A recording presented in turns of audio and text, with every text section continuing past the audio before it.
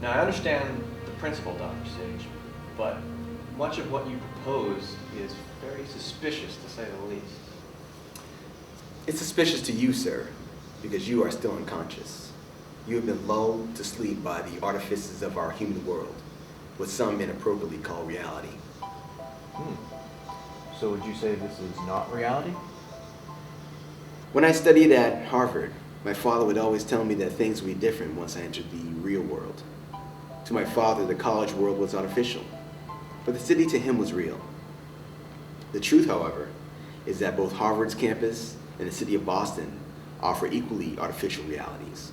We treat the concrete of our buildings as if it will be around in 200 years. There are 168 hours in any given week. Nearly a third of that time is spent sleeping. Perhaps another 20 hours or so traveling to or from work. And then there is the artifice of work. We are asleep, my friend, and most of us never wake up. Now, in your book, Dr. Sage. It is not my book.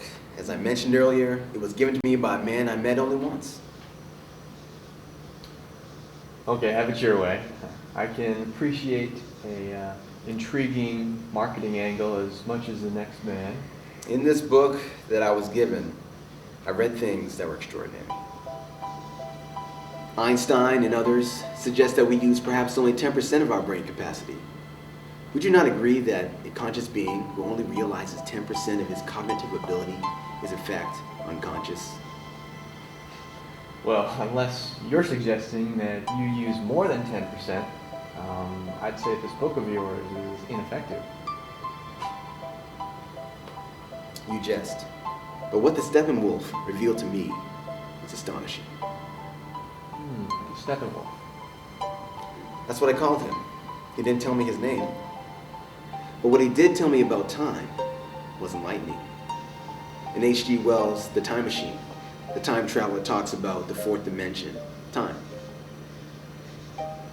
H.G. Wells had only had it partially correct. Some string theorists suggest that there are 9 or 10 dimensions. Well, explain. Well, most any child is aware of 3 dimensions: height, width, depth. To locate a point in space, we need these 3 dimensions at the very least. But we also need time. If I told you to meet me somewhere, you couldn't just show up, could you? No. You would ask me what time. Because a point does not exist in just space, but in time. And if you are not in the proximity of that point at the same time, you will never be able to interact with that point. You follow?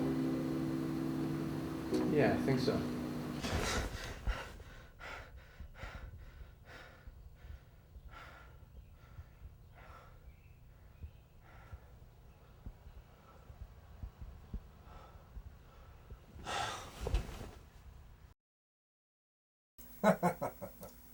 I like this show.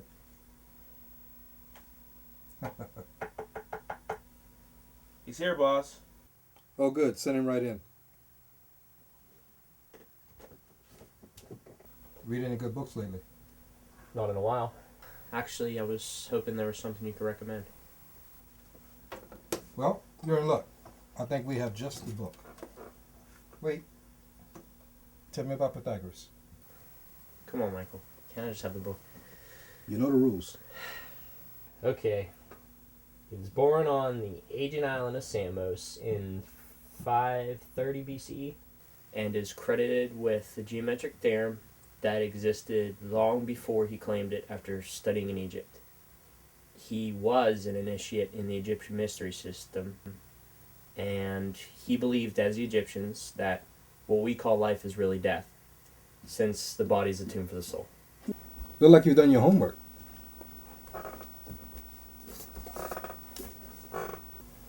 Here you go. Dr. Joseph Murphy's The Power of Your Subconscious Mind. Get back to me when you know it backwards. Now get out of my sight.